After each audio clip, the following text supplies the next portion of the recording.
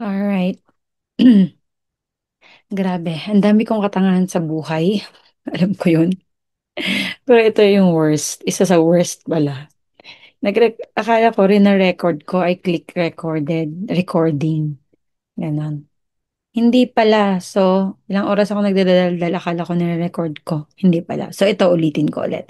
Alright, so hello everybody. This is Gurography. Kaya it's a no cost, pero high quality let review hub. Char, yabang. Okay. So, yes, fast drills tayo kasi malapit na yung yung board exam nyo. Pero as usual, naglalagay pa rin ako ng mga facts and bits of information na magiging baon nyo. Okay? Alright, so once again, this is Smarter Together with Miss KF. That's me. Okay, so let's start. Okay, yeah pala. So, ito pinili ko the life and works of results. This is 80 points. Kasi nung SPLE June 2025, okay, fast drills daw pero ang daming pasakalya. More than 10 yung lumabas kay Rizal.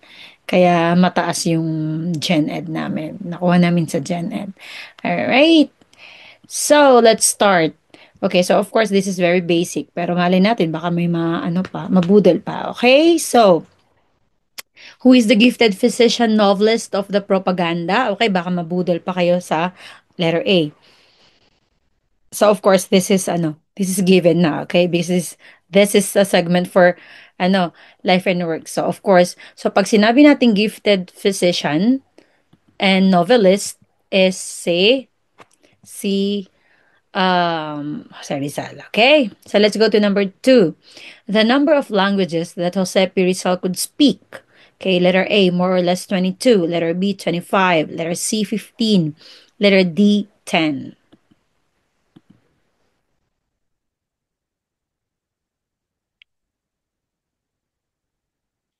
Okay, so ang sagot natin ay letter A, more or less 22. Okay, so alam ko na this is very easy for those who naka-review na talaga ng matagal. Pero ini-include ko pa rin siya, okay? Kasi hindi naman lahat tayo pare-parehas yung sitwasyon. Alright. Number three, the first novel, yung novel niya, ever written by Jose Rizal to the letter A, to the young women of Malolos. Letter B, El Filibusterismo. Letter C, Mi Ultimo Adios. And letter D, Noli Me Tangere. Alright, so 5 second clock. Sorry for that. Okay, so of course, ang alam natin, first novel is yung Noli Me Tangere. Tapos, letter B is, yung letter B na El Filibusterismo is the second novel. Alright? Okay, so ang isa pa na lumabas pala dun sa pero hindi ko include dito kasi hindi ko talaga alam ang sagot. Okay, is kung parang i-rank mo yung may binigay sila na apat na works of Rizal and then i-rank mo sila from I don't know if the most important or the least important to the most important, parang ganun. So, maglalaban yan yung Noli Me Tangere at saka El Filibusterismo. Okay, and after that, I googled, hindi, wala namang, wala namang wala namang sagot kung ano yung mas importante, Noli or El Filibusterismo. So I didn't include it. All right, number four, the first poem. Okay, yung first poem niya, ever written by Jose Rizal. Okay, so letter A, Kundiman. Letter B, Sa Aking Mga Kabata. Letter C, To the Philippines. And letter D, Memories of My Town. Painom.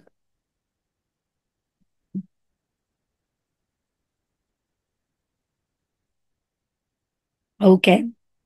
So, yung first poem niya is Sa Aking Mga Kabata, na apparently, he wrote it when he was 8 years old. Pero maraming it is very controversial. Maraming nagsasabi na hindi daw siya ang sumulat.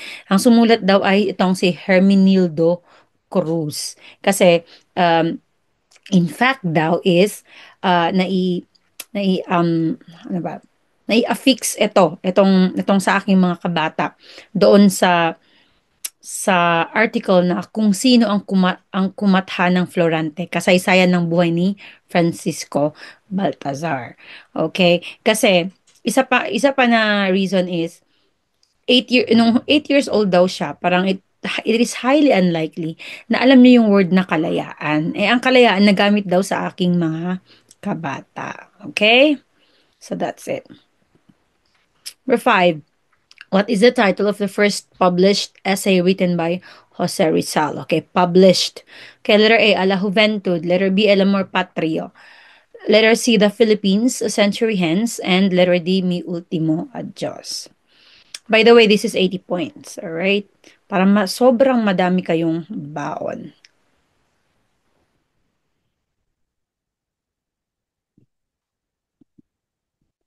Alright, so of course, first published essay niya, first formal essay niya is yung El Amor Patrio, which he wrote in Madrid, if I'm not mistaken. And it was published sa organ ng propaganda, which is the La Solidaridad.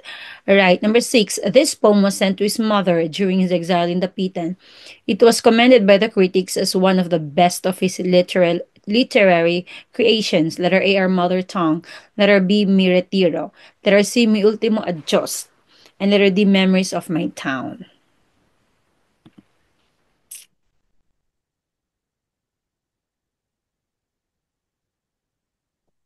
Okay, so ang sagot niyan ay Mi Retiro.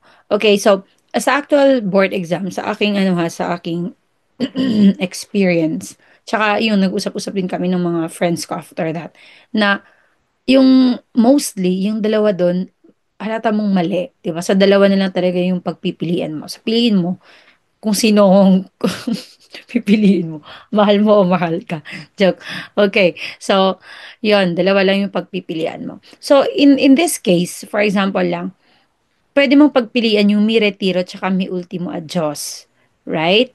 Pero, ang sabi niya, so, you go back to the question. I always say that, di ba? Gasgas na yun, sent to his mother, 'di ba? Eh ang mi ultimi adios, 'di ba, binigay niya sa kapatid niya 'yon. Alright? So hindi naman sa mother, and yung mi ultimo adios. Okay, contrary to ano, hindi niya sinulat 'yon sa dapitan. Sinulat niya sa Fort Bonifacio. Alright? So, ang Mi Retiro talaga, ang sinulat niya sa dapitan na binigay niya sa kanyang mother. Okay? So, ito, Mi Retiro, ito yung about his serene life and yung acceptance niya sa fate niya na he will be executed. Alright, number seven, the place where the novel No Limit Tangere was published. Letter A, San Francisco. Letter B, France. Letter C, Berlin, sorry. Letter D, New York. Sorry.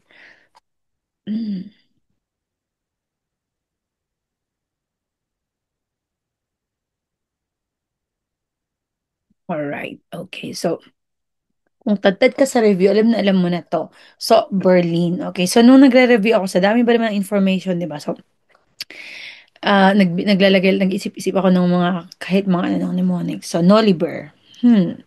Noli Berlin. Alright. Number eight, the city where the novel El Filibusterismo was published. Okay, letter A, Gent. Letter B, Tashkent. Letter C, Illinois. And letter D, Marseille. Marseille kaya yan? Or Marseille? Or Alright, anyway, it's not a reading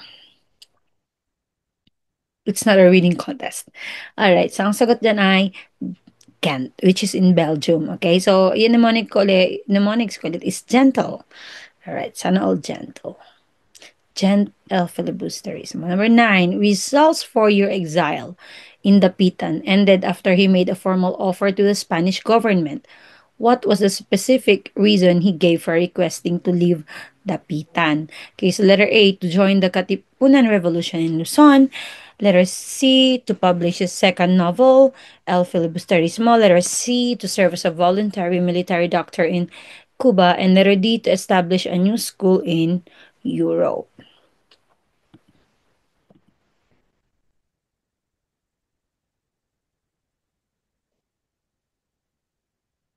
Okay, so ang sagot niyan ay to serve as a voluntary military doctor in Cuba. All right. Okay, so he wrote to the Governor General Ramon Blanco, who was very sympathetic sa plight niya. Yan. Para tumulong sa sa yellow fever sa Cuba. Okay, so for example, ito, dalawa lang naman pagpipilian mo dito eh. Kasi to join the Katipunan Revolution in Luzon, of course not, kasi he was against it. Yung to publish his second novel, El Filibusterismo, it was long, long time, way back na pa yan. So, ang pagpipilian mo lang is letter C and D. Pero, it is highly unlikely for me na masagot yung new school in Europe. It's not like he has money to put up a new school in Europe. Okay. Number 10. What is a Spanish or who is a Spanish priest that denounced Dr. Rizal's novels? Okay. Letter A, Father Leonicio Lopez. Letter B, Father Jose Burgos. Letter C, Father Jose Rodriguez. And letter D, Father Rufino Colliantes.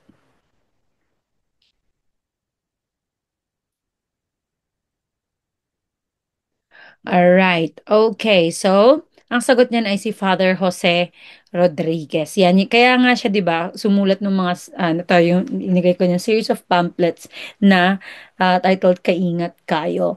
Okay. Meron din yung Kaiingat Kayo na ginawa ni Marcelo H. Del Pilar. So, you can read about it as well. Parang satire siya. Satiric ano naman siya. 11. Rizal's letter to the young women of Malolos emphasized the importance of letter A, obeying friars without question. Letter B, reason and education for Filipino women. Letter C, learning European languages. And letter D, preparing for armed revolution.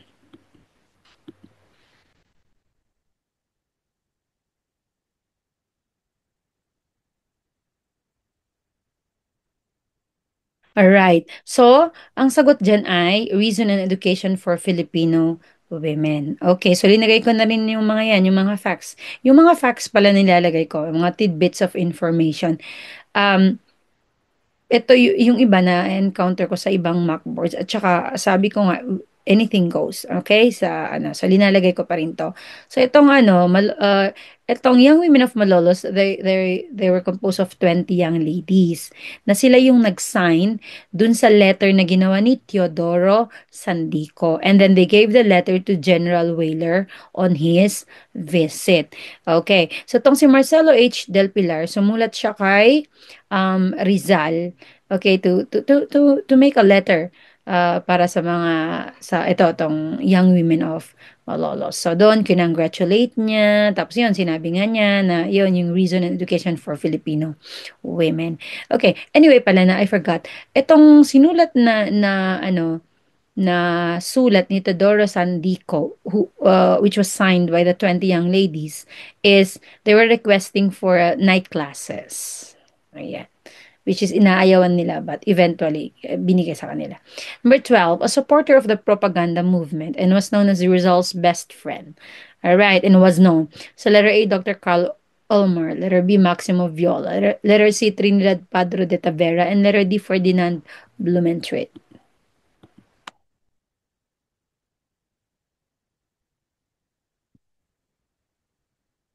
Okay. So yes, ang sagot niya ay si Ferdinand Blumentritt. Ito yung nung bago-bago ako talagang I have no idea. Okay, so ang mga ibang lumalabas sa mockboards noon is yung kung ano yung work niya. So he's an Austrian principal, ethnographer also siya. Yun. So principal siya sa secondary school sa Late Meritz, Austria. Number 13, pen name used by Rizal in his writings in La Solidaridad. Letter A, Piping Dilat. Letter B, Anak Bayan. Letter C, Laong Laan. And letter D, Basang Sisio. Ew, Basang Sisio.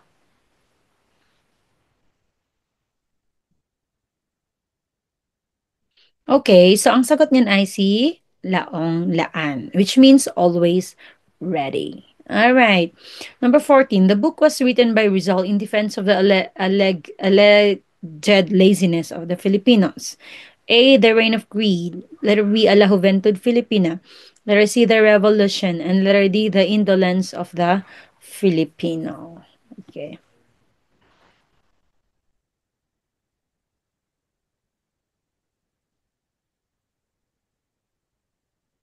Okay, so of course, ang sagot ay the indolence of the Filipino because laziness is synonymous to indolence. Okay, so pag wala yung indolence, ito yung ano niya, translation niya sa Spanish. Chinese. Sobre la indolencia de los Filipinos. All right. Number 15, Spanish governor who signed the death sentence of Dr. Jose P. Rizal. Letter A, Ramon Blanco. Letter B, Camilo de Polavieja. Yung iba, Polaviejo. Alright?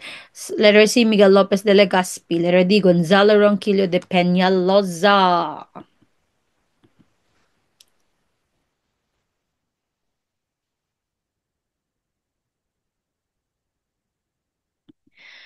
Alright, so ang sagot niyan ay si Camilo de Polavieja. Okay, so, syempre, mnemonics ulit, di ba? So, shout out ko lang yung favorite na social major coach ko, si Coach June. Alright. So, mnemonics. Ano ba ang English ay Tagalog ng death? Di ba? Patay. So, patay starts with letter P. P. So, patay Polavieja. Ganun lang. Very simple. Alright. Number 16. Sorry, which Spanish Governor General summoned Jose Rizal to Malacanang Palace for an interview regarding his novel Noli Me Tangere. Alright, letter A, Camilo de Polavieja, letter B, Emilio Terrero, letter C, Fernando Primo de Rivera, and letter D, Ramon Blanco. Okay.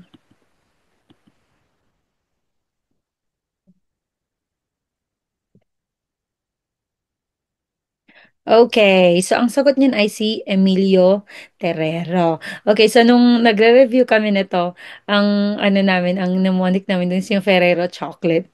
Okay, so kaya hindi ko talaga nakalimutan to. Ferrero Terrero. Alright. Okay, so ito, sino tong si Jose Taviel de Andrade?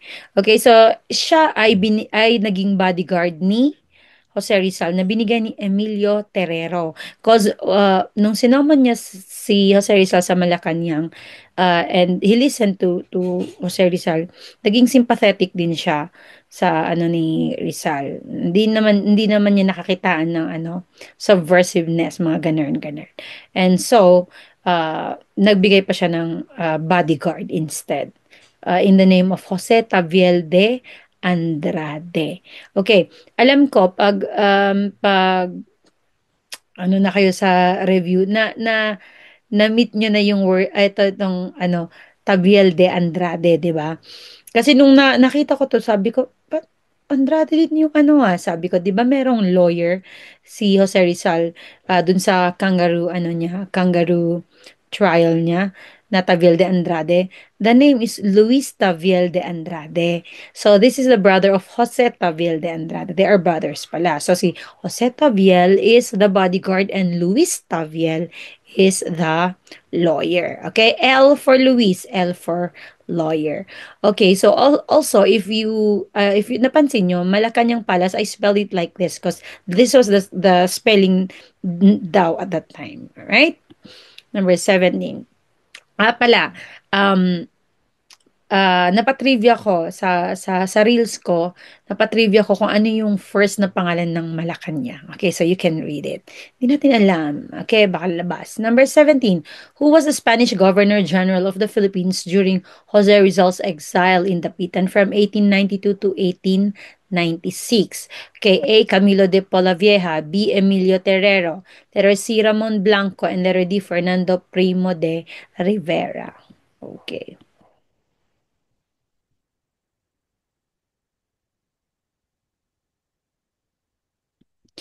Okay, so ang sagot ay Ramon Blanco. Okay, kasi kung 'di ba kanina ang sagot was sino yung sinulatan niya, 'di ba? So ang sagot dun is Ramon Blanco. So you can surmise from that.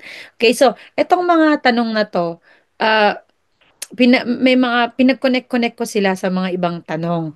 Okay, pero hindi ko sila linagay consecutively para mabalik-balikan natin. Okay, para din mag-analyze din tayo. Kasi ganun din sa ano, sa totoo lang, may mga questions doon sa actual board exam na lumabas sa isang ano, sa isang question na nalagpasan mo na. So kung ano ka, kung alert ka pa at that time, parang, di ba, babalikan mo dun, andun yung sagot.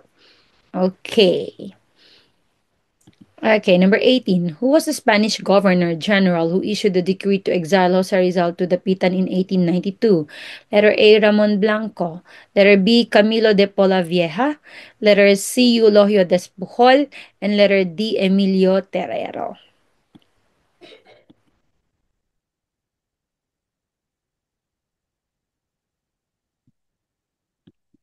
Okay, yes. So ang sagot niyan ay si Eulogio Despujol. Okay, so he was the Governor General from 1891 to 1893 na pinalitan ni Ramon Blanco. So ito, Dapitan, D is for Dapitan and for Despujol. So yung nagpa-exile si Despujol, right? And then nung during the yung duration ng ng exile niya is si Blanco, and then pinalitan ni Polavieja si Blanco, kaya si Polavieja ang nag-sign ng decree for his execution. Number 19, a translation of Rizal's farewell poem written by Andres Bonifacio in Tagalog. Letter A, Pahimakas. Letter B, Panghimagas. Letter C, Pahimakas. Letter D, Pahimakasan.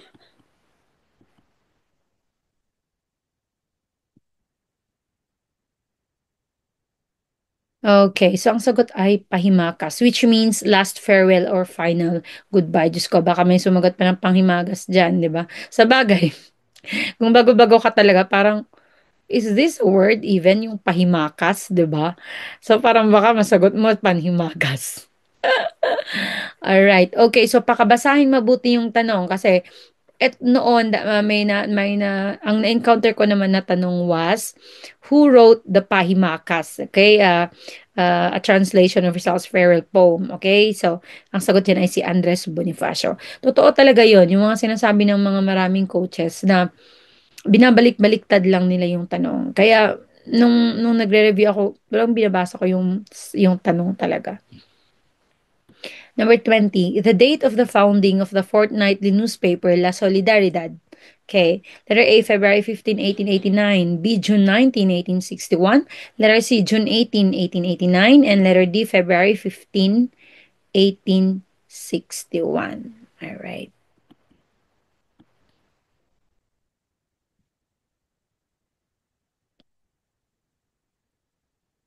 Okay, so ang sagot niyan ay February 15, 1889. Okay, so ang ano niya is, it was published in Barcelona, Spain. Okay, so although wala namang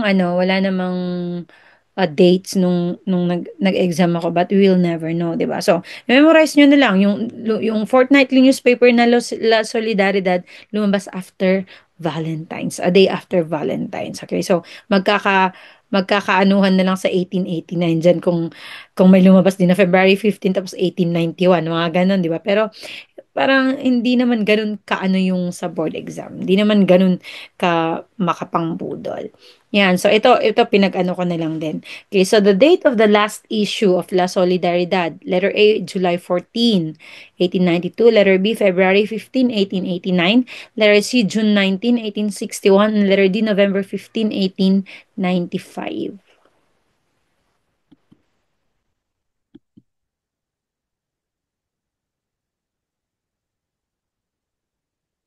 Alright. So, ang sagot dyan ay November 15, 1895. So, kung February 15, 1889 ang ano, so almost 6 years na lumabas yung La Solidaridad, which they had to stop because of financial issues. Kasi uh, the money, yung mga donations that are coming from the Filipino society daw doon is it's waning already. So, yun, they had to stop. So, pwede niyong isipin siguro, February, di ba, nagbibigay ng bulaklak, di ba? So, February 15, nag-open, okay? Hanggang sa, nagbibigay pa rin naman ng bulaklak sa November, di ba? Sa mga patay nga lang. So, napatay na ang La Solidaridad. So, November 15, 1895, 6 years. Alright? So, yan. Okay. Which place was Dr. Jose Rizal which place did Dr. Jose Rizal siguro to conceive, okay, well, without ED, the idea of establishing La Liga Filipina, a civic association composed of Filipinos? Letter A, Berlin. Letter B, Italy. Letter C, Hong Kong. And letter D, Singapore. Pasensya, I have to drink water all the time. Okay, so ang sagot ay Hong Kong. Yes, when he was working there as an ophthalmologist. Okay? So, La Liga Filipina sa Hong Kong. Okay? Number 23, the one who helped Dr. Jose P. Rizal in preparing the Constitution of La Liga Filipina. Yan, pinagdikit ko to kasi ano. So, letter A, Leonor Rivera. Letter B, Jose Maria Basa. Letter C, Ferdinand Blumentritt. And letter D, Jose Rivera.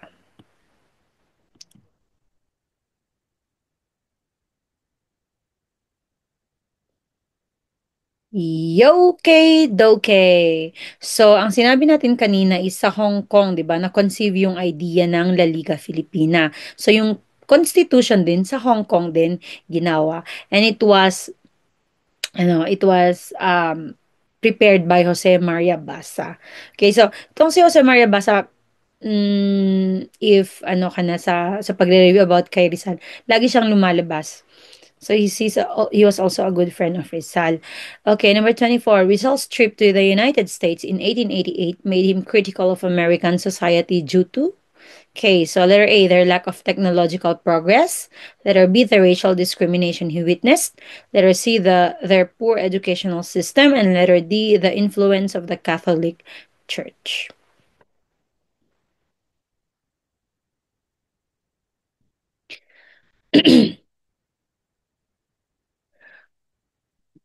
Alright, so ang sagot niyan is yes, the racial discrimination he witnessed. Okay, so nakita daw niya na ang sinasabing nga daw niya is America is for white people only kasi na discriminate daw mostly yung mga blacks and mga Chinese.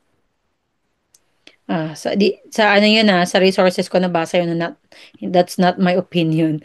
Dr. Jose P. Rizal dedicated his famous poem, A La Juventud Filipina, to the Filipino youth. Okay?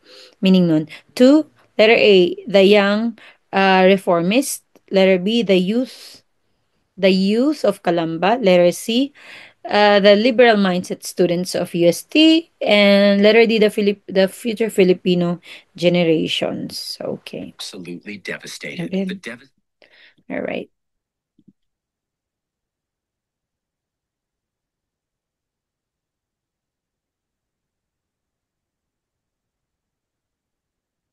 Okay.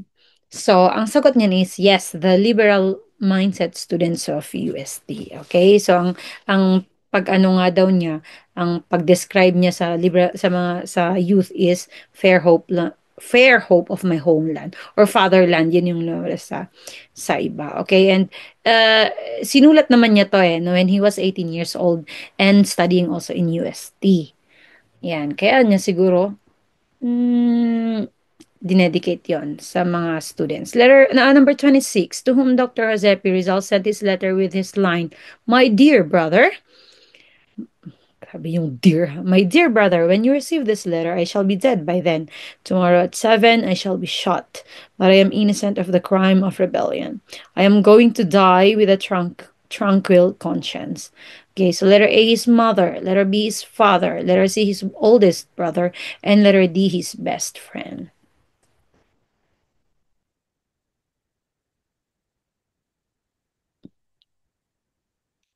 Okay. So, ang sagot niyan is his best friend. Okay, so pwede man talaga tayong mabudol na, kasi my dear brother, sabi niya, oh, automatic, my dear brother, go back to the question daw, sabi ni Miss KF, di ba? So, ito yung mga pangbudol. So, actually, his best friend, and talagang hinanap ko talaga yung poem na to, okay? So, lahat naman ng ilalagay ko dito, talagang iniisa-isa kong research, okay? Ayoko mabash. So, I try my best. Although, I'm not saying na hindi ako nagkakamali. Sometimes then. Alright. Tao lang. Alright. So, ito pa nga yung last line niya. Adieu. Adieu, my best, my dearest friend, and never think ill of me. Okay. Number 27, the character Doña Victorina in Noli Me Tangere is a satire of. Okay, so satire ba sila ng A, the greedy Spanish friars, B, Filipinos who deny their own culture, letter C, the uneducated native Filipinos, and letter D, the abusive Spanish civil guards.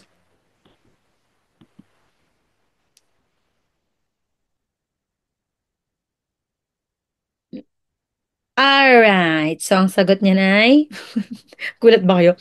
The Filipinos who deny their own culture. Kasi si Doña Victorina, 'di ba siya yung ano, yung espasol kung mag-makeup kasi she wanted to look white, 'di ba? Kasi nga gusto niya and lagi siyang pumoporma na ano, na naka-dress like European, 'di ba? Kasi ayaw niya na and asawa niya is Spanish. So ang gusto niya is isa din siyang Spanish sardines or Spanish bread, 'di ba? Ayan, ganyan.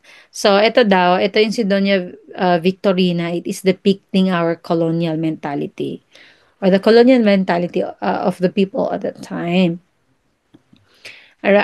Lumalabas din to, yung, ang tanong dun is, sino nga yung laging nagbe-make up na parang espasol because she wanted to look white.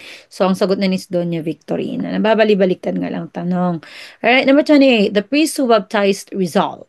Okay, so sino? Father Leonicio Lopez, letter B, Father Jose Burgos, letter C, Jose Rodriguez, and letter D, Father Rufino Colliantes. Alright.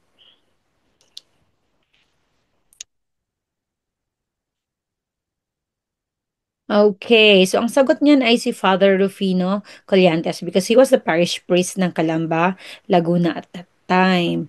Okay, so ito na naman yung ano, yung mnemonic ng coach ko dati. Alright, so ano ba yung ginamit daw na pangbaptize kay Rizal? It wasn't water, it's cola. Di ba? It's a joke, it's not true. Okay, so at least meron ka, oh, Cola, Colliantes ang nagbaptize. Alright, 29. The Philippine president who made December 30 a day of national mourning in the honor of Jose Rizal was, okay, letter A, Manuel Rojas, letter B, Emilio Aguinaldo, letter C, Manuel L. Quezon, and letter D, Ramon Magsaysay. Alright.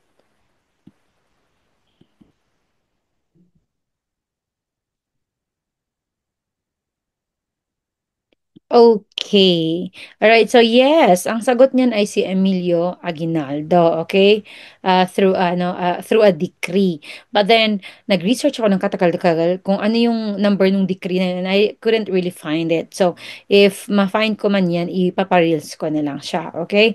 So, ang first daw na nag-adhere sa decree is ang Daet Camarines Norte. Okay, in fact, is nag-build daw sila ng monument which is signed by Lieutenant Colonel Antonio Sanz. Ilinalagay ko naman diyan, 'di ba? Kasi pwede ko namang sabihin and not write it there, pero gusto ko yung nakakasulat lang diyan para you can just screenshot it, 'di ba? And basahin niyo ulit.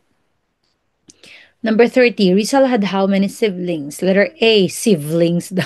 Siblings. Letter A, 10. Letter B, 11. Letter C, 12. And letter D, 13.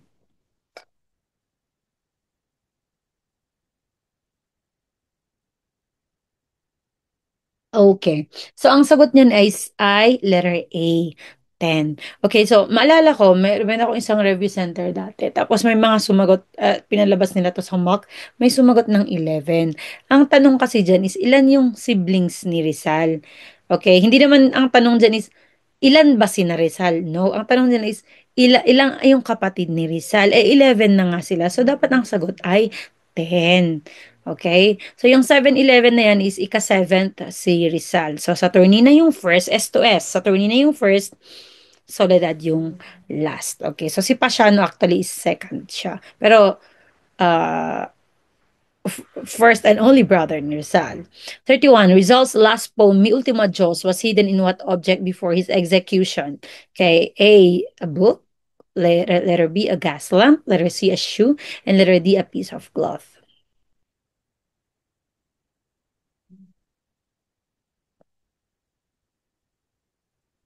Alright, so a gas lamp. Alright, so ito connected dun sa isang question kanina, 'di ba?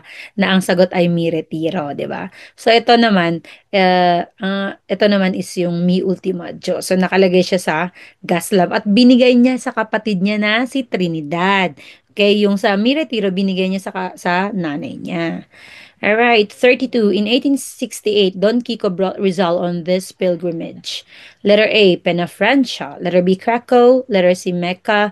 Letter D, Vatican. Okay. Parang Krakow, gusto ko na tuloy kumain ng Mang Juan. Krakow, Mang Juan. Ang lapit. Okay. So, ang sagot niyan ay Pena Francia because they wanted to si Don Kiko, he wanted to bring kasi si Rizal sa Shrine of the Virgin of Antipolo.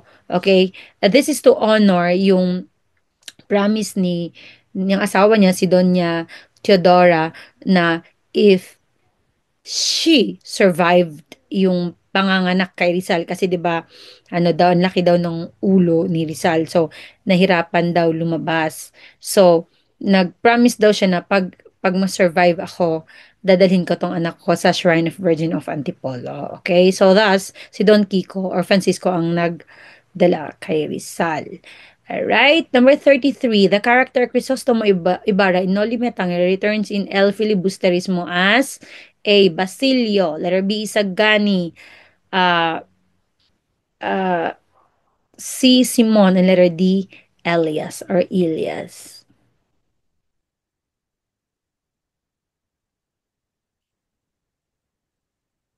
Okay, so ang sagot niyan ay si Simon, okay? Linagay ko ang wealthy jeweler kasi lumabas din to, yung parang Simon, okay, returns in El Filibusterismo as, tapos letter A, mga ganun-ganon. So ang sagot nun ay wealthy jeweler, okay? Alright. Lumabas din yung Vapor Tabo, okay? Kung ano yung first na na scene doon sa El Filibusterismo, Vapor Tabo. Alright, number 34. What language did Rizal not become proficient in? Letter A, Arabic. Letter B, German. Letter C, Roman. Letter D, Japanese.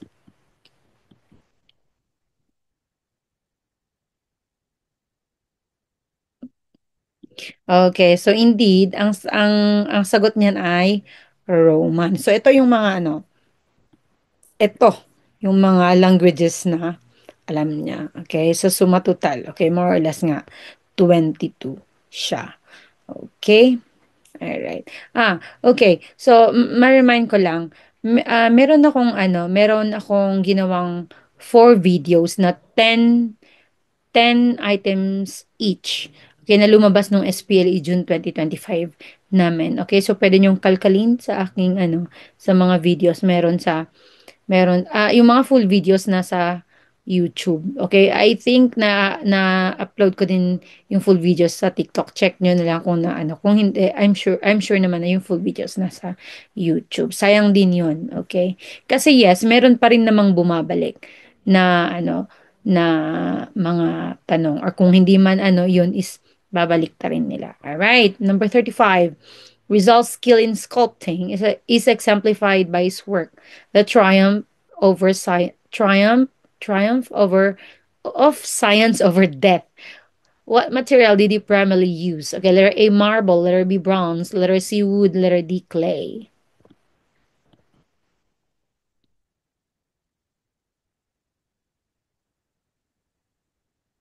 Okay, so ang sagot niyan ay clay. Okay, so ang sakit lang kapag yung alam mo na yung the triumph of science over death is it's a sculpture, 'di ba? Na binigay niya kay kay Blumentritt, 'di ba? Pero iisipin mo ba na saan saan siya made of, 'di ba? Okay, so maganda 'to na lumabas 'to. So it's clay, okay? So it is also otherwise known as ciencia, okay? All right, which of the following was a direct result of the publication of Noli Me Tangere? Okay, letter A, the outbreak of the Philippine Revolution. Letter B, results immediate execution. Letter C. Widespread controversy and condemnation from Spanish authorities. And letter D. The dissolution of the Spanish friars' power.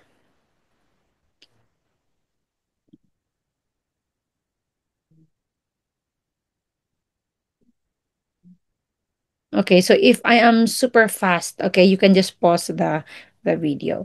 Okay, so ang sagot niyan ay widespread controversy and condemnation from Spanish authorities. Okay, so yes, of course, kung nagre-review ka naman talaga, matagal ka nang nagre-review, masasurmise mo naman to kahit hindi mo alam, di ba? Pero kung hindi, you can still do cancellation. Yung outbreak of the Philippine Revolution, hindi naman, di ba? Hindi yun yung pinaka-direct. Although it led to that, pero hindi yun yung direct. Ang tinatanong mo is direct result. Results immediate execution. That's matagal pa yon. Okay? Actually, it was like a decade.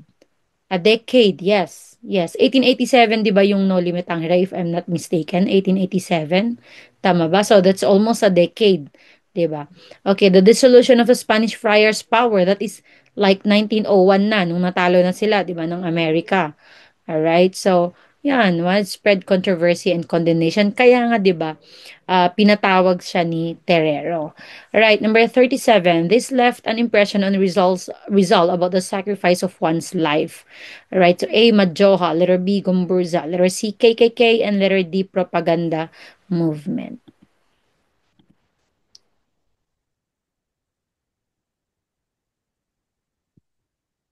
Okay. Yeah, baka may mabudol pa talaga ng madyoha. Siyempre, pag bago-bago ka talaga, parang ako, tanga-tanga din ako nung bago. Parang yung mga to, 'di ba? So yes, it's Gomburza. 'Di ba si Pasiano, he is friends with the Gomburza. So nung nag-aaral si Rizal nung pinatay yung Gomburza because they were linked dun sa Cavite Mutiny, nagkaroon siya ng parang na broken hearted siya about it, 'di ba? Yung parang yun nga na-realize niya yung sacrifice of one's life, 'di ba? So, yun kaya nga 'di ba yung El Filibusterismo is dinedicate niya sa Gomburza. Number 38. Rizal's famous essay, The Philippines, A Century Hence, predicted that the Philippines would, letter A, remain a colony of Spain forever, letter B, colonized by United States, letter C, gain its independence from Spain, and letter D, become a province of China.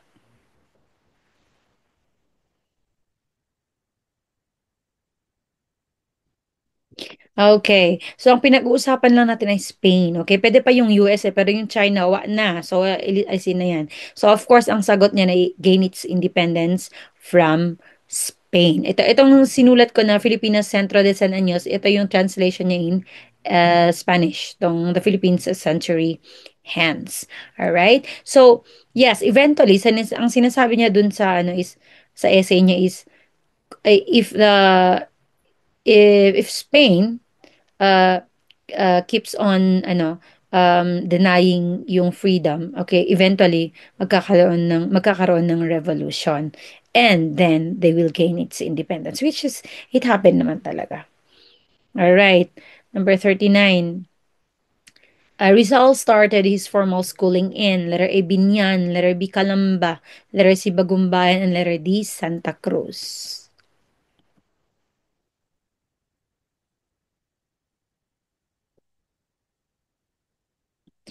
And yes, okay, so he was born in Calamba, yeah, but his formal schooling was in Binyan. Okay, so ang first na teacher niya was ito si Maestro Justiniano Aquino Cruz. Okay, memorize nyo na lang yan. And yes, alam ko na maraming nagsasabi na, oh, do not memorize. But for me, I really memorized a lot. Okay, kasi kailangan pa rin yun na mag-memorize. Okay, so ang lesson niya was Latin and Spanish. Okay. Number 40, Jose Rizal, our national hero, was born on, ito, na-memorize ko to. Letter A, June, pero hindi lumabas. I'm not sure sa ibang actual board exams before, but nung kami walang dates. But I still put it here. Alright, letter A, June 17, 1861. Letter B, June 18, 1861. Letter C, June 19, 1861. And letter D, June 20, 1861.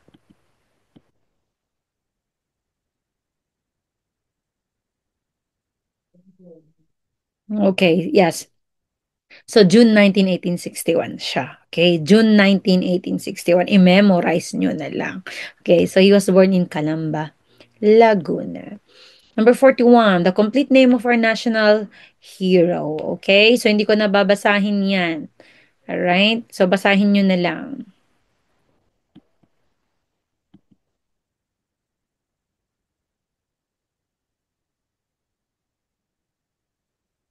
Wala na pala akong water. Okay, so ang sagot niyan ay Jose Protasio Rizal Mercado y Alonso Rialonda or Joprim Yar. Okay, so memorize nyo na lang, Joprim Yar.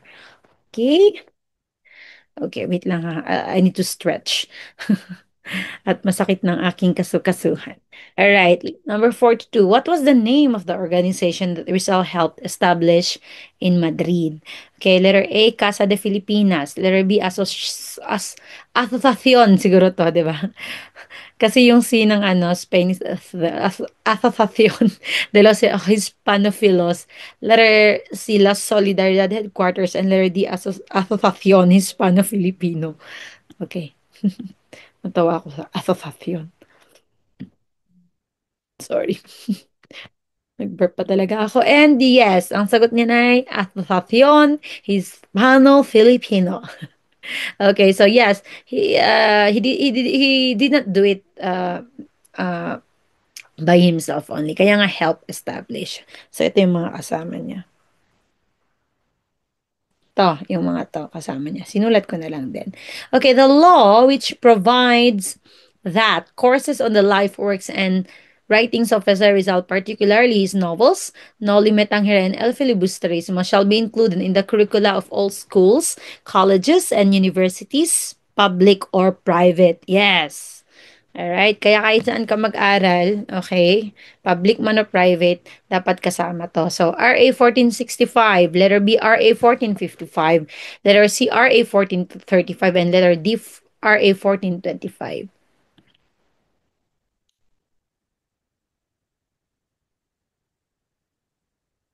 Okay, so ang sagot niyan ay RA 1425. Okay, so I don't think naman na ganito katuso yung board exam na ilagay diyan 1465, 1415.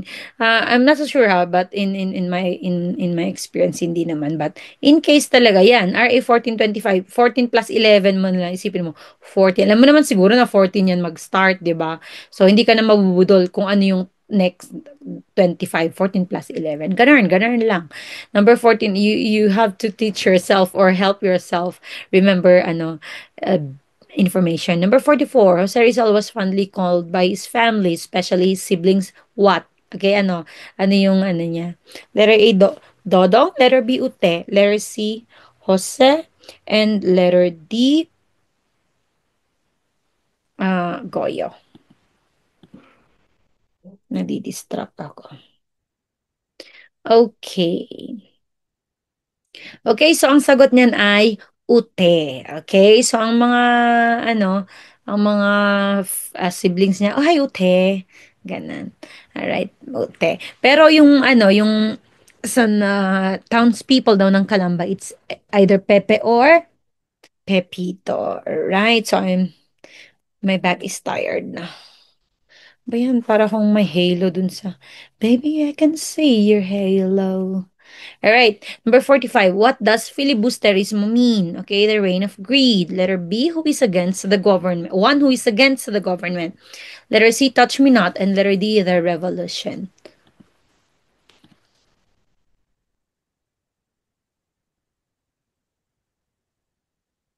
Okay, so ang sagot niyan is one who is against the government. Okay, so pwede ka talaga kasi 'di ba sa board exam, sa actual board exam pagod ka na. 'Di ba? So minsan parang kung ano na lang yung looks familiar, 'di ba?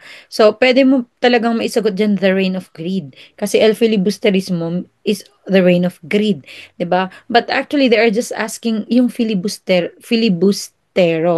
Okay? Which is ito, yung filibustero is ito, yung mga ano niya, synonyms niya, subversive, dissident, okay? Yung mga to, yung all these words, okay, pertains to uh, to a person who is who wanted or may ano siya to commit crimes against the government. Okay? So filibustero, subversive, one who is against the government, anti-government. All right. In what school did Jose Rizal finish his medical course? Letter A, University of Santo Tomas. Letter D, Ateneo de Municipal. Letter sakit ng ano. Letter C, Universidad Central de Madrid. And letter D, New York University. New York, New York. Actually, pagod na ako. Pagod na yung likod ko. Kaya, Alright. So, medical course, ang sagot niya ay Central de Madrid. Okay, so nung minememorize ko to, sa dami ba naman ng eskwelahan niya, at saka sa dami ng inaral niya, di ba? Magugulo ka talaga. So, nag-ano talaga ako, nag-notes ako dyan, alright? Pinag-isa ko sila. So, at ang mnemonics ko dati sa medicine is Madrid, okay? Medicine, Madrid. Okay? So, actually, inumpisahan niya, okay, yung medicine niya sa UST. Okay? And then, nagpakadalubahasan lang siya at natapos niya sa Universidad Central de Madrid. Alright? Okay, sa Ateneo naman is Bachelor of Arts. Okay? Okay? Ateneo Arts. Alright? Yan. Ang Ateneo de Municipal or Ateneo now is formerly known as Escuela Pia. Linagay ko na lang din dyan because I like to put facts. Letter 47, Jose Rizal died at the age of letter A, 32, letter B, 33, letter C, 34, and letter D, 35.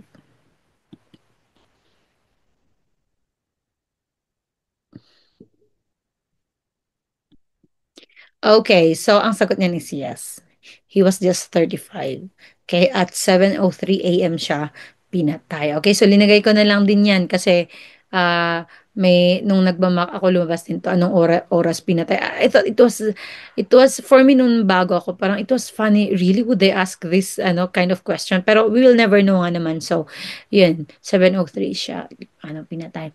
The mother of Jose Rizal was imprisoned for how many years due to allegedly poisoning her cousin-in-law? Okay, so this is the question na hindi ko na pinalitan, okay? Pero alam ko talaga na ano niya is allegedly poisoning her sister-in-law, okay? Yung asawa ni Alberto. Okay, letter A, 1 year and 6 months. Letter B, 2 years and 6 months. Letter C, 3 years and 6 months. And letter D, 4 years and 6 months.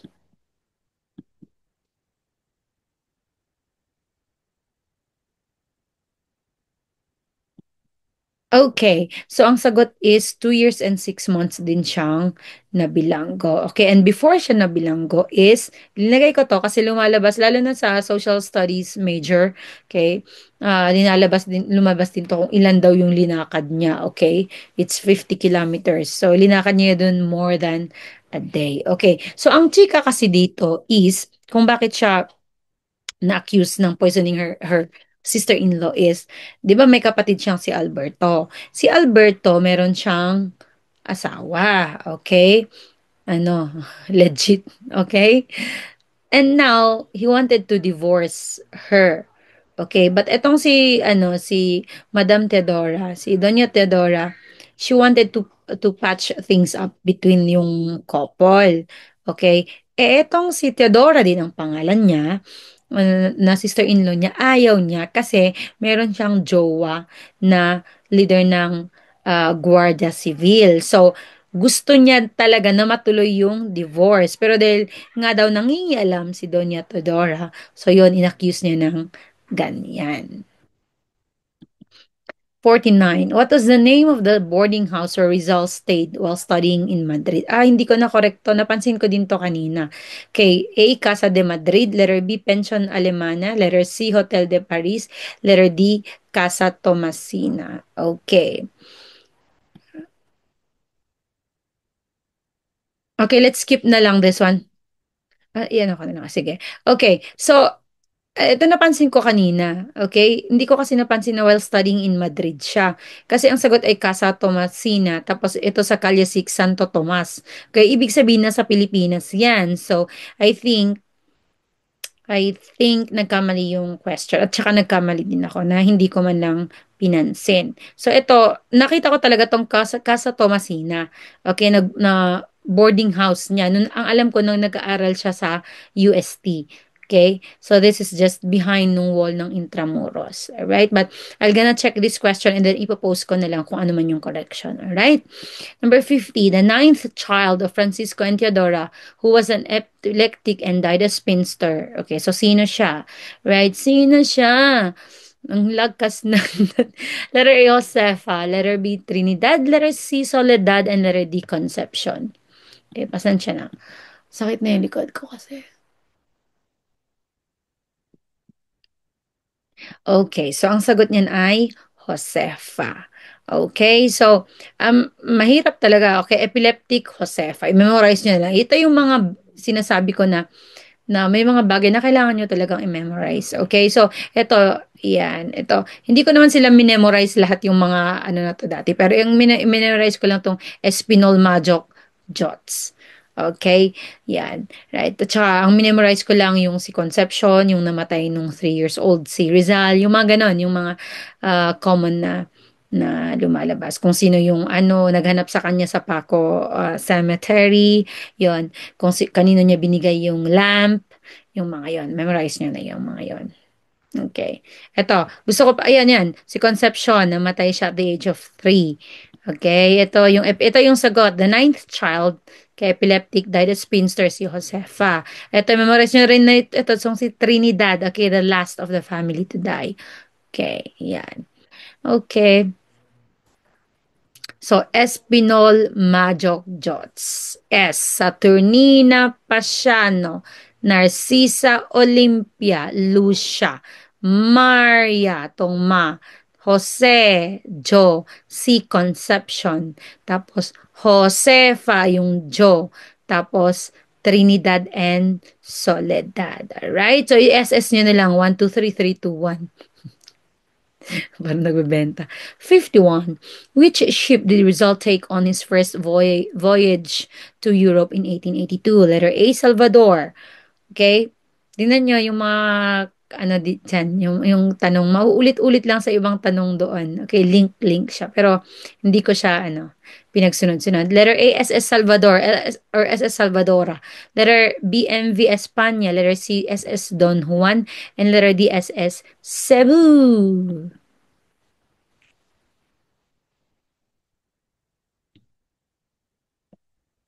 Alright. So, ang sagot niyan ay SS Salvadora. Okay. So, linagay ko na lang din dyan. Ang nakalagay daw sa passport niya is Jose Mercado. Okay, not Jose Rizal. And this is procured by yung uncle niya. Uncle niya si Antonio Rivera, 'di ba? So cousin niya si Antonio Rivera, father ni Leonor Rivera na 'di ba sinasabi nilang true love daw ni Rizal or whatever, 'di ba? Okay, so uncle niya talaga yon. So, siya yung nag-procure sa passport ni Jose Rizal. Okay? So, he went to Europe. Ang ginamit niya dyan ay SS Salvadora. Okay? SS Salvadora S. And it went to Singapore. Okay? Hindi siya dumiretso sa Spain. So, ang Salvadora, it docked in Singapore. Okay? And iba ulit yung kinuha niyang ano, steamer going to Spain. Okay, additional information lang. Lumalabas din kasi dito kung sino nagbigay sa kanya ng ring. Okay? Sino yung nagbigay na kanya ng ring is si Saturnina. Bigla ako na blanco. Yes, I think si Saturnina yung nabigay sa kanya ng ring, parang baon niya. And then, si Pasiano, lumabas din yan is, nagbigay siya ng 700 pesos. Okay, so, nakalagay doon, how much was given by Pasiano when he left for Europe. Yan. All right. Number 52. Results annotation of Antonio de Morga's successes de las Islas Filipinas was significant because okay.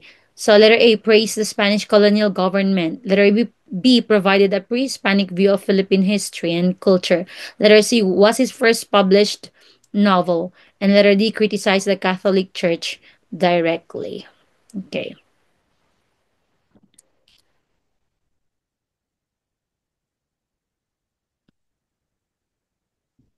Alright, okay. So, feeling ko naman mahuhulaan nyo pa rin yun. So, nag-provide siya ng pre-Hispanic view of Philippine history and culture.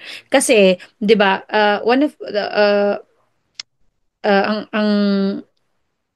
isa sa mga nakasulat dun sa ni Antonio de Morga, okay, is that he was claiming na Eurocentric ngayon, 'di ba? So he was claiming na uncivilized daw yung mga tao. Okay, I cannot call them Filipinos. Yung mga tao pre-Hispanic. Okay, nung wala pa yung colonization, ganyan-ganyan. So, yun ang itinama ni Rizal. Okay? So, mahuhulaan nyo pa rin naman, praise the Spanish colonial governor. Of course not, 'di ba? Hindi nga, 'di ba, against nga siya Spanish, yung palakad nila. Was his first published novel? Hindi din, kasi Noli yun. Criticize the Catholic Church directly? No. 'Di ba, hindi naman niya dinadirect, 'di ba? He criticized them via mga novels niya. 53. The famous Rizal Monument in Luneta was not the work of a Filipino but a Swiss sculptor. Kaya linagay ko na lang din dyan yung nakalagay lang kasi doon is sculptor. Pero linagay ko yung Swiss. Kasi doon sa SPLE namin nakalagay doon, may mga questions doon kung ano yung nationality nila. 'Di ba? Kagaya nun yung, ano yung nationality ni Columbus. Ganarn! Okay. What was the sculptor's name? Okay. Letter A, Ernst Fisher. Letter B, Jean Tingley. Letter C, Richard Kisling. And letter D, Carlo Nicolai. Or Nicoli? Nicolai siguro to.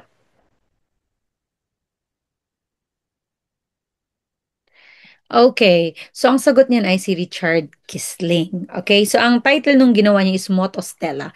Okay. Which is a Latin word for a guide that means guiding star. Okay. Pero, ang nanalo talaga siya, ang second lang talaga siya, second place lang yung kay Richard Kisling. Okay. Ang nanalo talaga dun sa contest is yung ginawa ng Italian siya, Carlo Nicolai, okay, which is titled Al Martir de Bagumbayan. Okay, the Martyr of Bagumbayan. Kaya lang, nung nagbasa-basa ako, madami daw controversy or controversies surrounding it. Kaya daw, parang binigay na lang, inaward na lang yung kay Richard Kisling. Okay, yung isa namang nabasa ko na source is, wala daw masyadong connection si Carlo Nicolai. So, I don't know which one is true. 54. At what age could Jose Rizal read and write? Okay, letter A, 3, letter B, 4, letter C, 5, and letter D, 6. Aba, nagbe-British accent. I talk to my sister. I also talk to my sister. Okay, okay. Okay, so, ang sagot niyan ay letter C, 5. Kasi nung 3 daw siya is na-learn niya yung alphabet. Tapos, nag-read and write na siya nung 5 siya. Okay, there's lamok. Okay, the surname Mercado when translated to English means letter A, merchant, letter B, consumer, letter C, manufacturer, letter D, producer. Okay.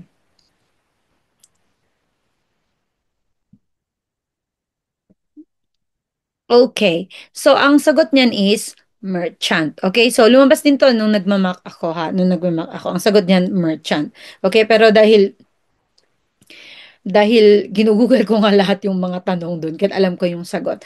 Nakita ko na actually, Nox, actually, okay, yung meaning ng mercado is, yung literal meaning, okay, the direct meaning, na direct translation niya is market. Okay? Kasi mercado means market. Okay? So, and so inisip nila, okay, mercado, it could be, pwede na lang nilang i-translate daw as occupational name. Okay? Ng someone who works in the market, which is a merchant. Okay. So, yan. Eh, di ba parang, I don't know, pero di ba ginagamit pa rin natin yung sa merkado? Di ba parang yung ganun, sa merkado, pero market pala yun. 56. The famous line, ang hindi magmahal sa kanyang wika, daig pang hayop at malansang isda is from which of Rizal's work?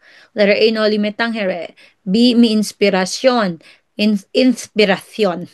Letter C, sa aking mga kabata. And letter D, A La Juventud Filipina.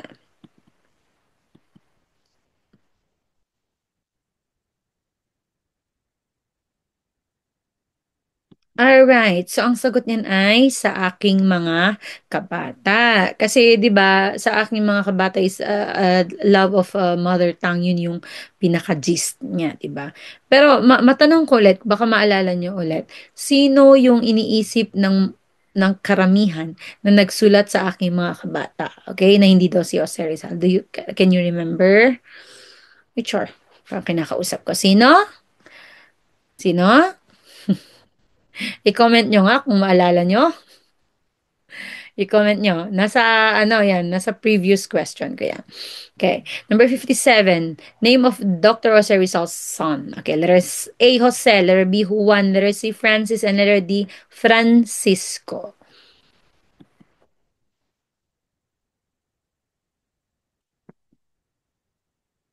And yes, meron siyang anak, okay? But he was stillbirth daw. Okay, anak niya kay Josephine Bracken.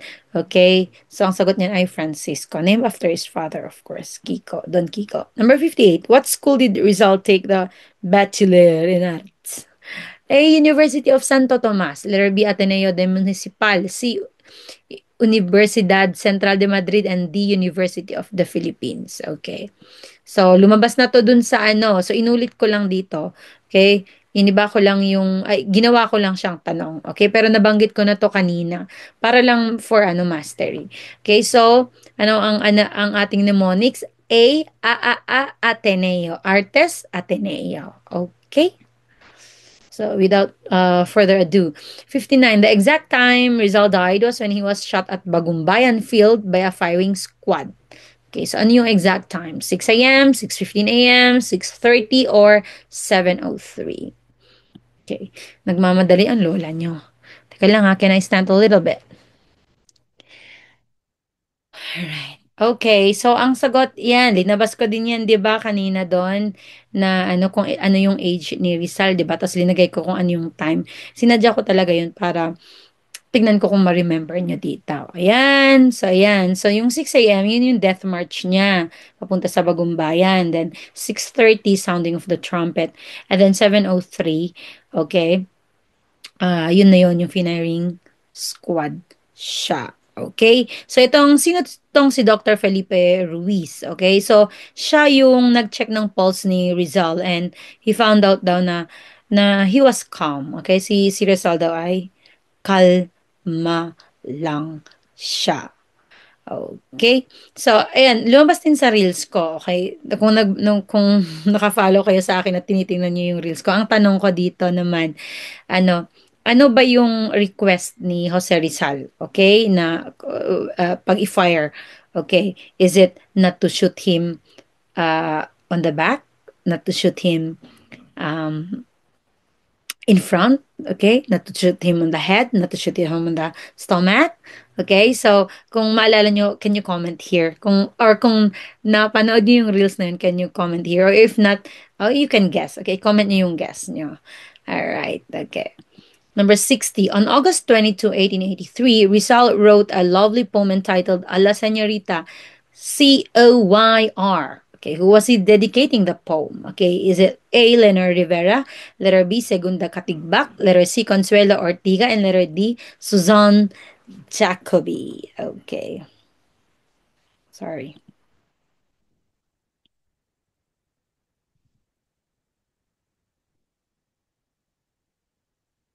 Okay.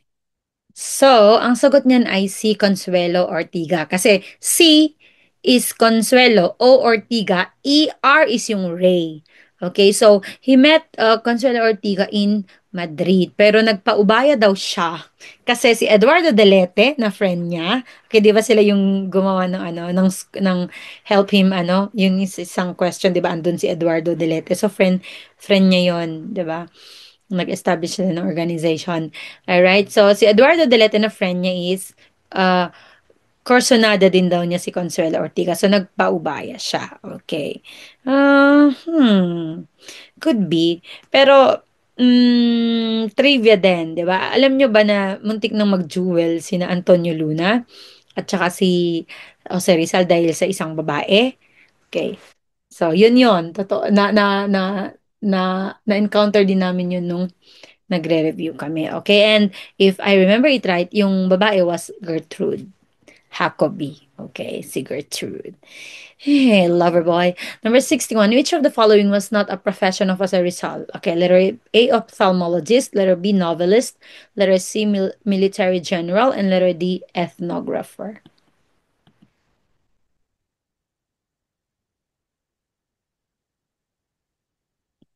Okay, so ang sagot niyan ay, of course, yung military general. Mahuhulaan niyo naman. Sige, kahit hindi niyo na alam na yung ethnographer siya, 'di ba? Pero alam niyo naman na hindi siya naging military general, 'di ba? Kasi nga ang gusto niyang gamitin is yung pen. We know na ophthalmologist siya, we know novelist siya. Okay, ethnographer. Do you know what ethnographer means? Okay. I-comment nyo na lang. Para meron naman tayong interaction. Number 62. On September 21, 1892, Rizal won the lottery together with Ricardo Carcinero. Okay, the sum of the lottery is letter A, 7,000, letter B, 6,200, letter C, 55, and letter D, 54.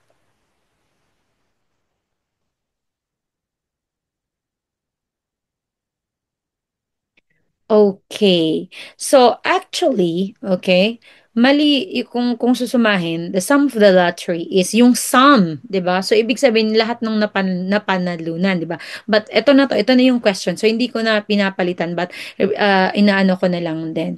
Okay, clarify ko lang din, okay? Because these questions hindi ko naman gawa, okay? So ang sagot niyan ay 6,200. Pero yung sum talaga is 20,000 pesos. Okay? Pero tatlo silang nanalo. Okay? So si Captain Carcinero na friend niya, saka si Francisco Equilor. Okay? So eto lumalabas din. Ano yung ticket number? It's 9736. Lumabas talaga to sa mga mocks. Okay? Doon ko nga nalaman na ano, ha, grabe talaga, pati ticket number, di ba? Pero tama nga naman kasi we will never know what will come out during the board exam.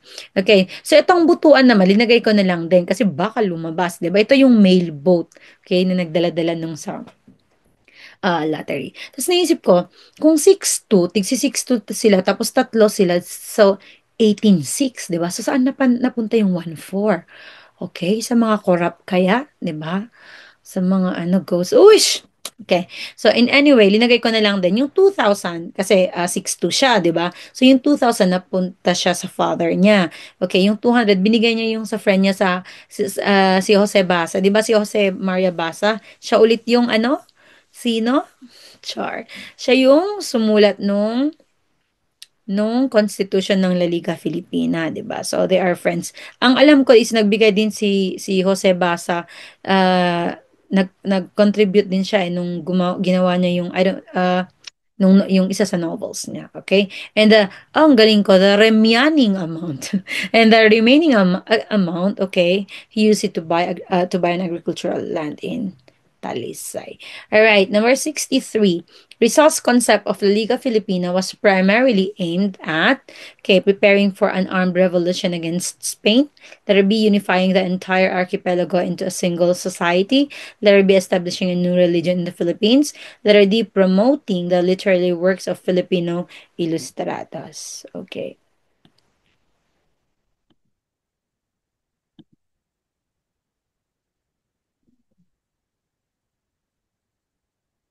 Okay. So, ang sagot niyan is, of course, gusto niyang i-unify yung entire archipelago. 'Di ba? Solidification nga ng mga Pilipino yung gusto niya.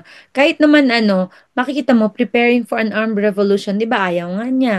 Establishing a new religion, there was never a mention na gusto niya ng new religion. Okay? Sa kahaba-haba ng review natin sa Rizal, promoting the literary works of Filipino Ilustrado, wala naman siyang ano, ganyan. Okay. So it's more on unification. Number 64, the decree that ordered the Filipinos to adopt Spanish surnames. Letter A, Spanish Cortes Decree. Letter A, Blanco Decree. Letter C, Polavieja Decree. And letter D, Claveria Decree. Naguluhan na ba kayo sa aking kung paano position. Alright, so Claveria decree. Okay? So gusto daw niyang gawing alphabetical order din. Okay? Based dun sa catalog ng Spanish surname. So anyway, sinusulat ko yung mga to instead of just saying it, linalagay ko pa rin dyan kasi gusto ko na pwede niyong i-SS or pwede kayong mag-notes, di ba? Kasi naman yung, ang bilis ko kasi magsalita. So, ganyan. So, pwede niyong i-SS. Okay. And linagay ko din na Clavera Decree of 1849.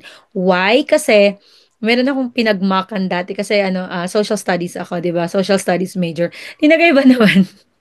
Natawa lang ako, yung ang sutil lang. Claveria Decree of 1948. Claveria Decree of 18.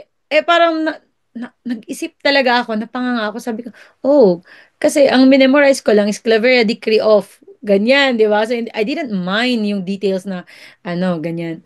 So, yan, ninagay ko Claveria Decree of 1849. Okay? 1849. I-memorize nyo na lang yan, okay? There's no other way. Pwede nyo i-memorize. 18, ano yung kalahati ng 18, 9. Ano yung kalahati ng 8, 4. So 1849, mga ganon. Ganon yung mga ginagawa ko dati sa mga numbers. All right. 65. Who advised Jose Rizal to use Rizal as surname instead of Mercado when he took the entrance exam at the Ateneo Municipal? Alright, the Ateneo de Municipal. Letter A, Narcisa. B, Concepcion. Letter C, Pasiano. And letter D, Francisco.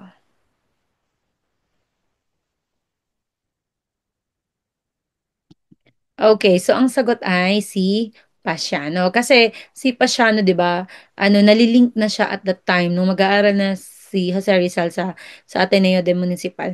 Nalilink na siya sa Gomburza, okay, yung Rizal. So, 'yun ay advice niya na you take the name of Mercado. 66. The article that Rizal wrote in Diaryong Tagalog urging his compatriots to love their fatherland. Okay? Just like his prize-winning A La Juventud Filipiniana. Okay, letter A, Los Viajes. Letter B, Felicitacion. Letter D, C, El Amor Patrio. And letter D, Revista de Madrid. Okay.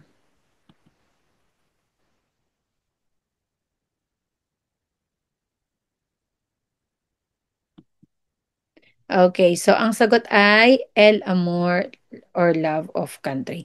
Actually, naano din ako dito. Ang alam ko na pinagsulatan niya is La Solidaridad, tong El Amor Patrio. Okay, but I just copied the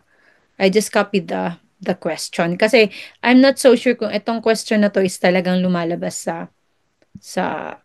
talaga sa actual. Okay, but in any way, the point is compatriots to love their fatherland. So el amor patrio, love of country. 67. How much did Rizal owe to Maximo Viola so that the novel Noli Me Tangere could be printed? Letter A, 100 pesos. Letter B, 150 pesos. 150 ba? Letter C, 200. And letter D, 300.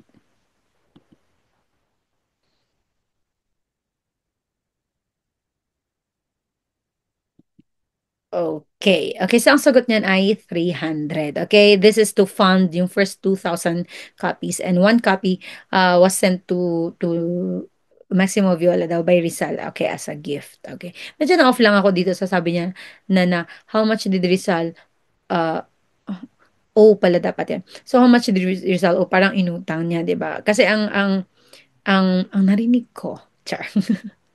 Ang nabasa ko was ipinilit naman talaga ni Viola na ipahiram yung pera. Ano nga daw, ayaw pa nga daw, hesitant nga daw si Jose Rizal, pero ipinilit niya. So, oh, okay. But in anyway, andyan na yan eh. Tayo na, tignan nyo na lang yung yung pinaka-gist ng tanong. All right, 68. In October 1885, Rizal, living in Paris, where he sojourned for about 4 months, worked as an assistant too. Okay, so may mga ganitong question din sa actually yung ang haba-haba.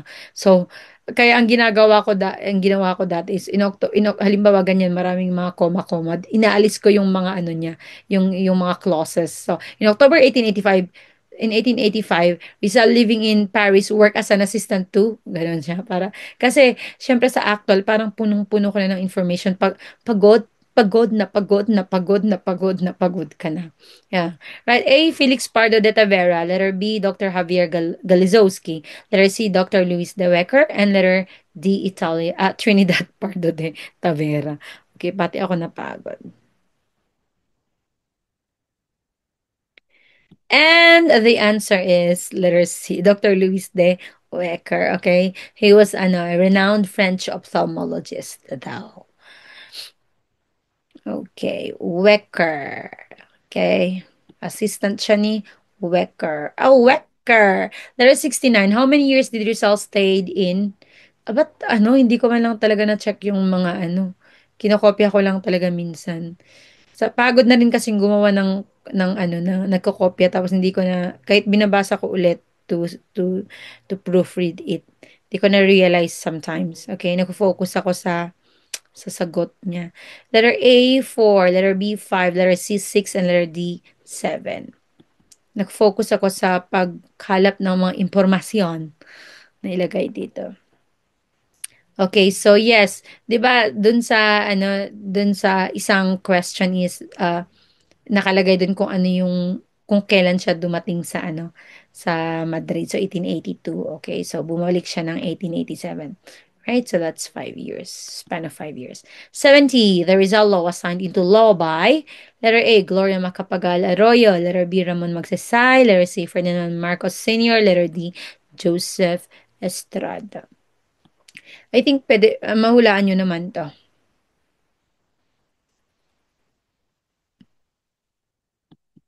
Okay, yes. So, ang sagot niyan ay si Ramon Magsaysay. Okay, so ano tong SB 438 and HB 5561? Okay, so yung ito yung mga bills pa lang bago siya naging law. 'Di ba? Tawag doon sa ano sa enrolled law, enrolled bill, 'di ba? Yung ano, yung hindi pa nagiging ano, yung parang pinopropose pa lang. So ito, ang Rizal Law is Senate Bill 438 siya. Or at tapos meron ding pinopose na House Bill 5561. Okay? Eventually, naging law siya. Okay. Ano lang. Ah, dahil nabanggit si Ramon Magsaysay, magpaano ako? Saan nagka-car crash? Si ano yung mountain na ano yung nagka-car crash si ano Ramon Magsaysay, okay? Comment below. Alright. Anyway, yan. Yan na. Linagay ko to. Okay, so yung Senate Bill 438, okay, was authored by, okay, so sino yung nag-author, okay, ng Senate Bill? A. Ramon Magsaysay and his allies. Letter B. Claro M. Recto and his allies. Letter C. Jacobo Z. Gonzalez and his allies. Letter D. Manuel de Peña and his allies. Okay.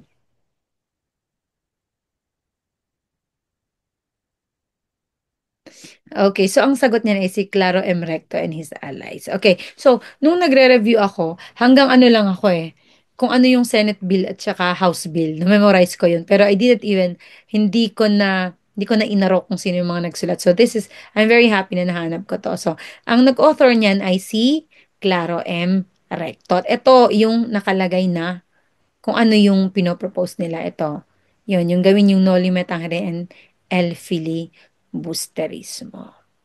Okay. Next one, yung House Bill naman. Okay, so of course, yung Senate Bill is, proposed by the upper chamber, di ba, yung mga senators. Itong House Bill is proposed by the lower chamber, yung House of the Representatives ngayon. Okay, so yung House Bill number 5561, which eventually yung naging Rizal Law, sino nag-author? Okay, letter A, Ramon Magsaysay and his allies. Letter B, Claro M. Recto and his allies. Letter C, Jacobo Z. Gonzalez and his allies. And letter D, Jose P. Laurel and his allies. All right.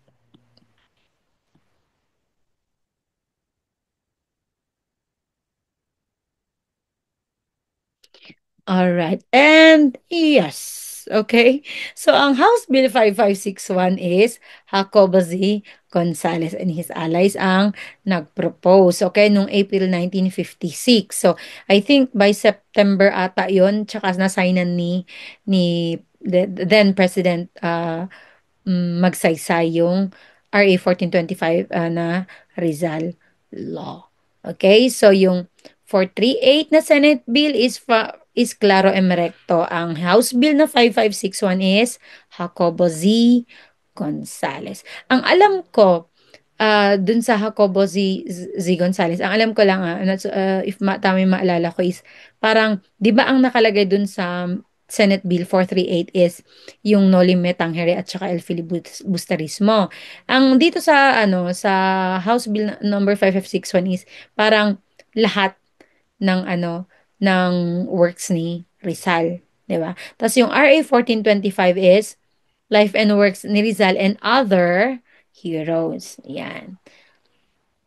Number 73. Which vocational course did Rizal take in Ateneo? Okay, Arts, di ba? Masonry, pero walang arts, arts dito. So, anong gawin natin? Kasi vocational course. Okay, vocational course to. Okay, bachelor yung Bachelor of Arts. All right, B, carpentry, letter C, surveyor, and letter D, collector. Oh, sorry. Sorry. Okay. So, ang sagot niyan ay surveyor. Okay. So, para idagdag nyo na lang din sa, sa mnemonics nyo, assessor. A, Ateneo is Bachelor of Arts. Ateneo is assessor's degree. Land surveyor and assessor's degree sa AAA. Diba? Ito naman, dinagdag ko tong University of Santo Tomas niya, tong Philosophy and Letters kasi pinagsabay niya. O, 'di ba? Ito yung pwede mong pagsabayin na walang masasaktan. Alright? So, pinagsabay niya yung pagkukuha ng land surveyors and assessors degree sa Ateneo tsaka philosophy and letters sa UST. Alright. Humugot na naman. Alright, 74. Who was the private tutor of Rizal that taught him or who taught him the basic skills in reading and writing? Okay. So, was it A, Maestro Padua, letter B, Maestro Celestino, letter C, Maestro Monroy, and letter D, Maestro Pasiano.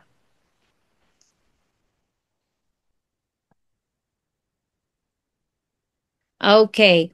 So, ang sagot niyan ay si Maestro Monroy. Okay. So, itong A and ABC, lahat sila tutor niya.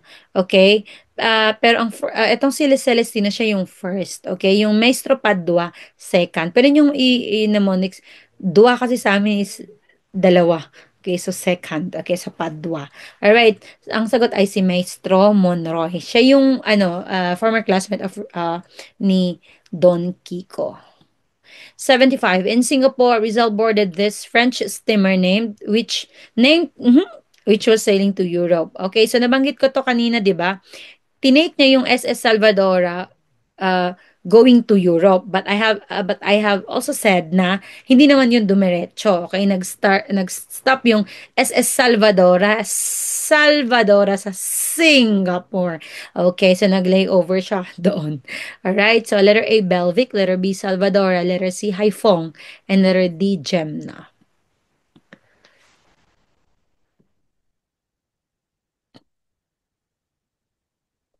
Okay.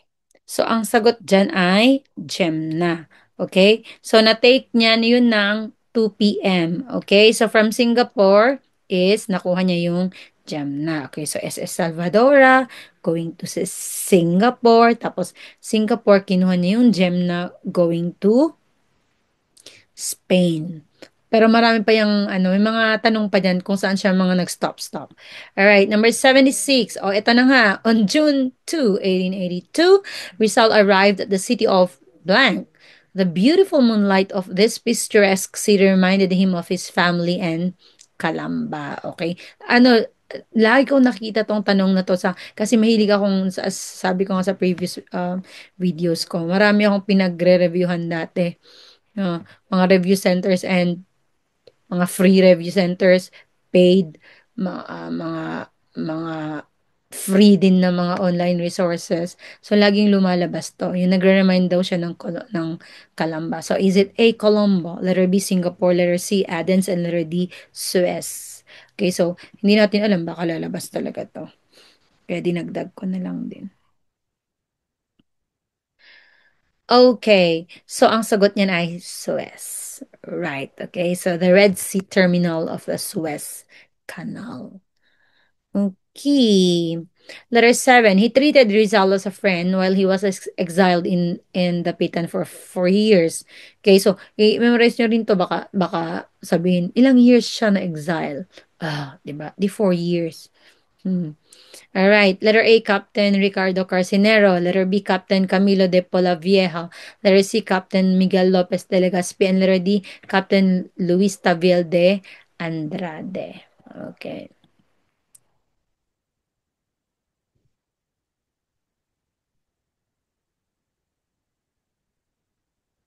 Okay. So, ang sagot niyan ay yes, Captain Ricardo Carcinero. Okay, so ito yung daw yung commandant sa dapitan at the time na na-exile siya. So yung first night daw niya, dun siya natulog and eventually they became friends. If you remember, 'di ba? Isa to dun sa nanalo, kasama niya dun sa ano sa pinala no 9736 na ticket number. 'Di ba, na lotto. Kasama niya 'to, tatlo sila, 'di ba? Well, feeling ko naman mahuhulaan niyo if through this video, 'di ba? Kasi si Captain Paul Lavieja nabanggit ko na siya yung ano sa death, 'di ba? Si Captain Miguel Lopez de Legazpi, yan yung pinakauna na na na Governor General. Okay, so scratch na rin yan. Si Captain Luis Taviel de Andrade, nabanggit ko na din, di ba? Si Luis Taviel de Andrade is the what? The lawyer or the bodyguard? Kay lawyer L. Luis, di ba? Yung kapatid niya na si Jose Taviel de Andrade is the bodyguard. Okay? Kapangalan pa ni Jose, di ba? Jose Jose, o di ba? So, Jose is Jose. Yun. Filipinos in Barcelona, some of whom were Rizal's schoolmates in Ateneo, gave him a party at their favorite cafe in, okay, letter A, Hotel de Paz, letter B, Plaza de Cataluna, letter C, Las Ramblas, and letter D, Port Bow. Okay, so two questions. At, ay, nako, paano na lang kung hindi ko pa napindot na naman yung record nito, no? Okay, so ang sagot niyan ay Plaza de Cataluna. Ayan. Okay. So baka makalimutan niyo ano yung cafe, Cataluna. Okay, andun si Luna sa cafe, Cataluna. All right. Number 79. While sojourning in Barcelona, Rizal received sad news about the blank that was ravaging Manila and provinces, causing Calamba folks to have afternoon novenas to San Roque and nocturnal processions and prayers to stop the dreadful epidemic, which Spanish authorities were impotent to check. What was the disease? Okay, letter A, dengue, letter B, malaria, letter C, typhoid fever, and letter D, cholera. Okay.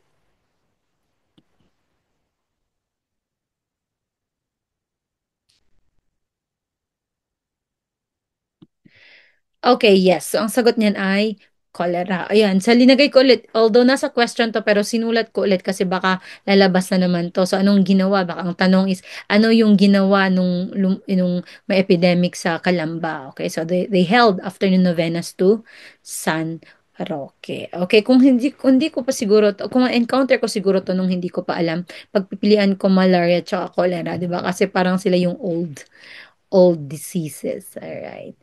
Okay, and the last one. All right, Jose Rizal credited one of his uncles for fostering his early appreciation for art and sculpture by encouraging him to create small clay figures. Which uncle was this? Okay, and what specific skill did he notably nurture in the young Rizal? Okay, so linagay ko na lang din yung ano yung specific skill kasi andun sa next slide ko. Letter A, Uncle Jose Alberto. Letter B, Uncle Gregorio. And letter C, Uncle Manuel. And letter D, Uncle Antonio. Okay, so tatlo lang yung nakikita ko na uncle niya, ha. So, tingnan natin.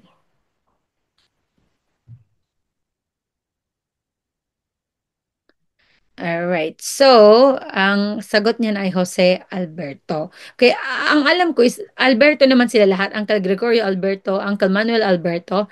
Okay, pero linagay ko lang to kasi may mnemonics ako. Okay, so let's see. Ito siya. Okay, so Uncles of Rizal. Okay, Jose Alberto Arts. Okay, so yung susunod na question, ano ba yung mga skills? So ito, painting, sketching, and sculpting. These are all arts. Ito yung sagot doon. Which uncle was this and what specific skill?